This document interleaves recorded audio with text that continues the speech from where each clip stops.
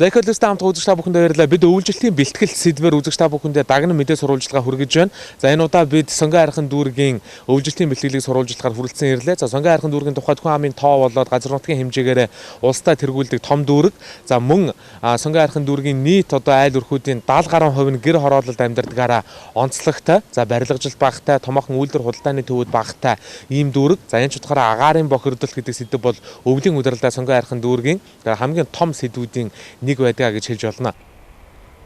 Сонгон хайрхан дүүрэг нь нийтдээ 65423 өрхтэй 261917 насанд хүрсэн хүн, за 85939 насанд хүрээгүй.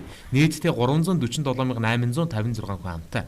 Тус дүүргийн өвлийн бэлтгэжилтэд тулгамддаг гол асуудал бол дэд бүтцийн эвдрэл гэмтэл болон агаарын бохирлын асуудал байдаг гэнэ.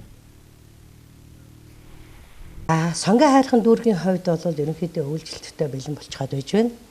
Өнгөрсөн хавар 5 дугаар сард 2015-аас 16 оны өвлжилтийн бэлтгэл ажлын төлөвлөгөөг бол 5 бүлэг 71 залтаар гаргаад хэрэгжилтийг нь бол нийтдээ ерөнхийдөө хангачаад байна. Манай дээр өвлжилтийн бэлтгэл бол ерөнхийдөө 80 гаруй хувьтай. Сууц өмчлөгчдийн холбоодын хувьд бол сууц өмчлөгчдийн холбоод маань бол өөрсдийнхөө боломжиндөө тулгуурлаад дээврийн зарим нэг хэсгийг засварлах, нөхөх, за орцоо засварлах, мөн өөрсдийнхөө эзэмшилд байгаа дулааны болоод цэвэрх бохир усныхаа магистрал шугамыг солих энэ ажлуудаа бол ерөнхийдөө сөөхөд бол сууц өмчлөгчтэй холбоод бол хийгээд дууссан.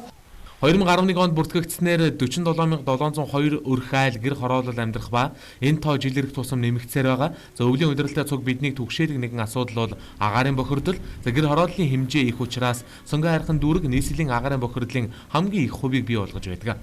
Тиймээс тус дүүргийн тухайд агаарын бохирдлыг бууруулах нэгдсэн төлөвлөгөө боловсруулан түүнийхээ дагуу холбогдох арга хэмжээг авч ажиллаж байгаа тухайга тайлбарласан. За жишээлбэл агаарын бохирдлыг бууруулах зорилгоор 2011 оноос хойш утаагүй зуухыг айл өрхүүдэд тараах ажлыг байгуулж 40,100 орчим өрхөд суйрлуулад байгаа гинэ. За Сонгон хайрхан дүүргийн тухайд гэр хорооллын өрхүүдэд тараагдсан утаагүй зуухнууд бол өлзий, хас, дүл хэмээх нэр төрлийн зуухнууд дийлэгтээ тараагдаж байсан бол энэ оны тухайд бол хур тэмээх компани за шин төрлийн зуух болох усан халаагуурын за нам даралтын зуухыг тарааж эхлэдэг байгаа юм байна.